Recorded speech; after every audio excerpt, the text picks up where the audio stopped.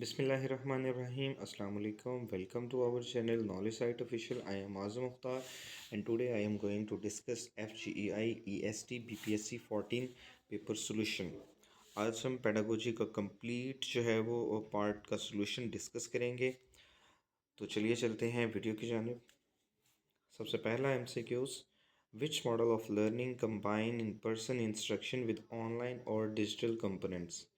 इसमें 4 ऑप्शंस थे: traditional, flipped, blended learning model and project based. तो इसका right answer blended model of learning था, क्योंकि blended model learning combines in-person instruction with online components and allow a flexible and personalized learning experience। blended learning model जो होता है वो एक शख्स को जोड़ता है ऑनलाइन डिजिटल कंपोनेंट्स के साथ। तो ये एक ज़्यादा फ्लेक्सिबल और पर्सनलाइज्ड लर्निंग जो है वो एक्सपीरियंस होता है। Second MCQs, type of counseling focuses on helping individual explore and understand his thought and feeling। तो इसका राइट ऑप्शन नॉन डायरेक्टिव था, क्योंकि नॉन डायरेक्टिव काउंसलिंग जो होती है वो फोकस करती है इंडिविजुअल की हेल्प और इसको एक्सप्लोर करने में, अंडरस्टैंड करने में, इसकी थॉट्स की, इसकी फीलिंग्स के बारे में बगैर किसी एडवाइस के और डायरेक्शन के। और ये जो अप्रोच होती है ये क्लाइंट सेंटर्ड थेरेपी है। और इसमें जो है क्लाइंट जो है क्लाइंट सेंटर्ड का मतलब ये है कि क्लाइंट को ओपनली अपने जो ख्यालात होते हैं उनको बयान करने में आज़ादी होती है, किसी भी किस्म का उसके ऊपर प्रेशर नहीं होता। थर्ड MCQs था, the most complex skill of Bloom taxonomy is characterising, evaluation, synthesising, originating. तो इसका राइट आंसर जो है वो सिंथेसाइजिंग है, क्योंकि synthesising is the most complex skills. क्योंकि सिंथेसाइजिंग जो है वो बात करती है क्रिएटिंग न्यू आइडियाज़ के बारे में, न्यू प्रोडक्ट्स के बारे में, और इंटीग्रेट करती है मल्टीपल कॉन्सेप्ट्स को बारे में, डेवलप करती है ओरिजिनल सॉल्यूशंस और प्लान्स। तो इसका राइट ऑप्शन जो है वो synthesising, option C. Fourth MCQs, life is a continuous changing process is the base of educational philosophy।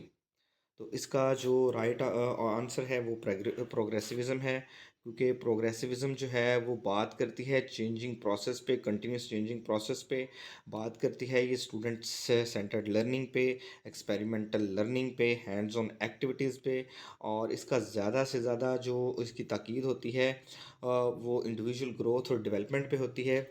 तो इसका राइट ऑप्शन जो है वो प्रोग्रेसिविज़म है। Next MCQs, classroom environment will be teacher centered if teacher is pragmatist, naturalist, idealist and socialist। तो इसका right answer जो है वो आइडियलिस्ट है, क्योंकि आइडियलिस्ट एक फ़िलासफ़ी है जिसको प्लाटो ने पेश किया था। और इसके अकॉर्डिंगली आइडियलिस्ट टीचर के अकॉर्डिंगली टीचर जो है वो टीचर सेंटर्ड फ़िलासफ़ी को फोकस करता है, उसको फॉलो करता है, और जो टीचर डिसाइड करता है उसके स्टूडेंट्स के लिए क्या बेहतर है वही क्लास में पढ़ाया जाता है।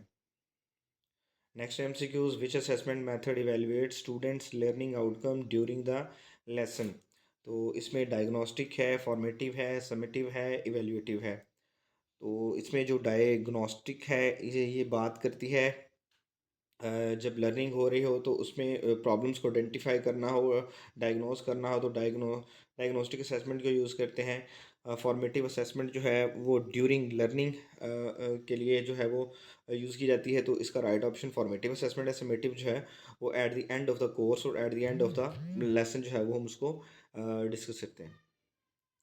नेक्स्ट है, projective techniques are used to measure achievement, intelligence, aptitude and personality।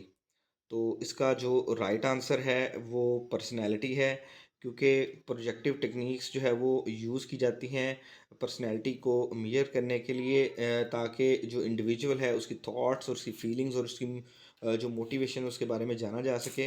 Projective techniques के लिए जो है वो डिफरेंट मेथड्स यूज़ किए जाते हैं, जिसमें रॉस्टर्स इंप्लोट टेस्ट है, थीमेटिक एप्रिसेप्शन टेस्ट है जिसको TAT भी बोलते हैं, सेंटेंस कंप्लीशन टेस्ट, और ड्रा ए पर्सन टेस्ट। इसके अलावा मुख्तलिफ जो है वो टेक्निक्स और टेस्ट यूज़ किए जाते हैं। तो इसका राइट ऑप्शन पर्सनैलिटी है, प्रोजेक्टिव टेक्निक्स पर्सनैलिटी को मेजर करने के लिए यूज़ की जाती हैं। उसके बाद है, sorry, pedagogy is a Greek word which literally means is the child. तो to lead the child, pedagogy एक ग्रीक वर्ड है विच जिसका मतलब है बच्चे को साथ लेकर चलना और उसकी डेवलपमेंट पे बात करना। तो इसका राइट ऑप्शन ऑप्शन डी है।